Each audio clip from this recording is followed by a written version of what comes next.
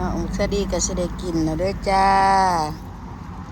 สลอยนะพอสดี2 พักแต่ละต้นสิได้กินนะจ้าอันนี้คือบ่มีหน่วยมีอยู่เนาะ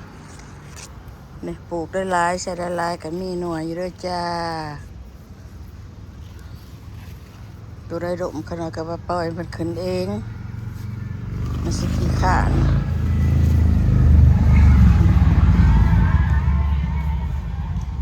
ใส่พักได้เลยจ้าสิได้กินนะพี่น้องเอ้ยมักสลอยเพื่อกันละมีพักมีต้นมีหมากเป็นคนหน่วยเลยใช้ตัวมันดมขึ้นแล้วมันเงยข้อแล้ววะเบิ่งจะเงยข้อแล้วเป็นกระยะเนาะมันก็ขึ้นเลยเป็นบ่ขึ้นที่เจ้าก็หน่อยปลูกใส่แต่ละต้นก็มีวัดคุณต้นตัวนี้มีวัดคุณนายคุณหน่วยจ้ะในมักสะดอยในมักกันหน่วยบ่ใหญ่ก็จำนี่ละในมักสะลอยบ่มีมักสะดีนี่พักถอกหางสางเบิดแล้วพี่น้องของเห็นปะใส่พักใส่ยังเบิดอะไรปลูกต้นนี้ก็กระเลือกกินแล้วล่ะม้อหยกแล้วเลยหยกจะดึงแล้วเลยนี่เห็นบ่เลยพักน้อยมันก็เป็นนี่ว่าได้ยากนะอันนี้นะนี่หยกแล้วเนี่ย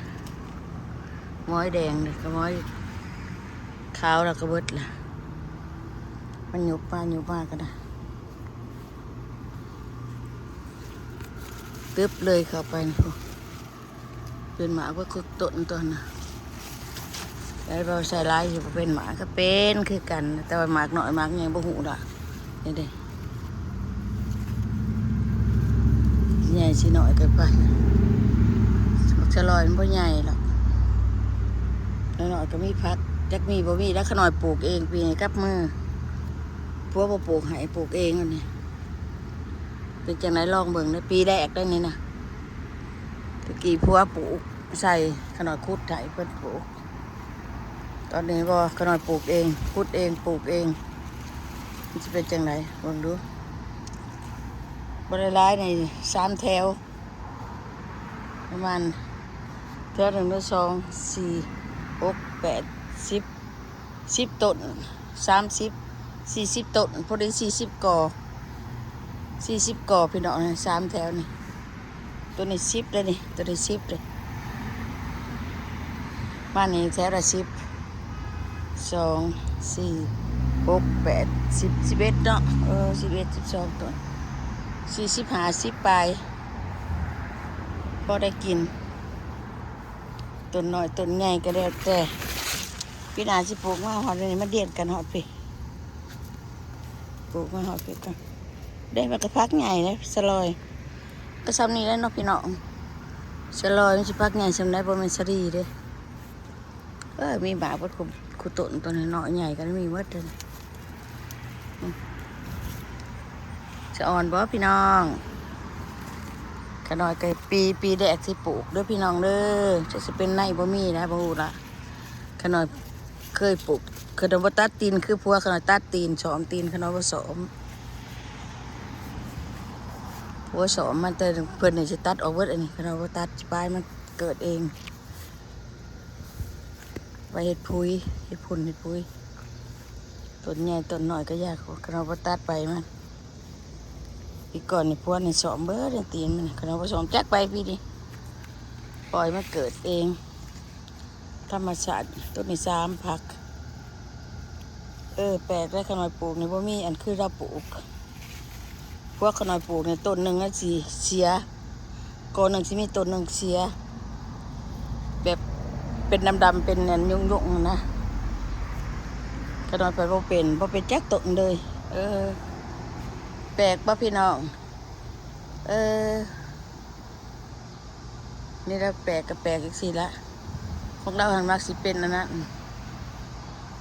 เป็น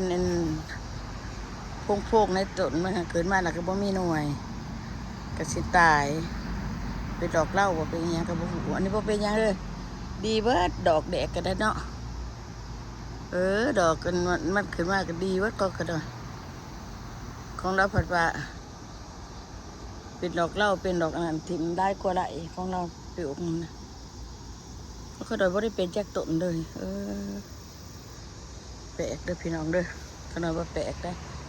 หญ้าขนาดก็ไม่ได้เสียคือเรากระกระโดดแล้วว่าเสียใส่เสียว่าก็เราปลูกนะเด็กก็เราบ่เสียฟ้ามันเต็มอยู่เนี่ยชุ่มอยู่ตัวให้ดูดได้กระดูดกินในปุ่นนั่นเนาะปุ่นนั่นขี้หญ้าแล้วพ่อแม่ขนมใส่หยังขนมบ่ใส่หยังเลยจะลอยขนมบ่ได้ใส่หยังเปิดให้มันเกิดตามใจเลยปลูกธรรมศาสตร์สีใหญ่สีน้อยกายาขนมมาร์เก็ตแบบสบายก็ได้กินแล้วเนี่ยก็กลุ่มกินแล้วก็พ่อกินแล้วจะของปลูกไร่กับเปลืองน้ำพี่น้องเอาสำเนียงกับพ่อกินแล้วเอาไปยัดโดนไร่ไฟมาเถอะกินยังว่าเบิดอยู่ปีกายกันยังอยู่ปลูกก็ได้กินหมากไหมโอเคพี่น้องอยู่ดีไม่แห้งพี่น้องเลยเห็นบอลดตัดอยู่ทางนอกรถไล่ดีบายพี่น้องมาเดินย่ามเก็บบักชะลอยมาเก็บน้ำกินกันอีกเด้อพี่น้องเดี๋ยวเดือน7 ขอเดือน8เนี่ยไปเก็บแล้วเนี่ยบักชะลอยเนี่ยเก็บเบิดแล้วเนี่ยตอกหางเบิดละใช้ไล่เบิดละเน็บพักนะว่าเป็นใช้ไล่เน็บพักเบิดละบักชะลอย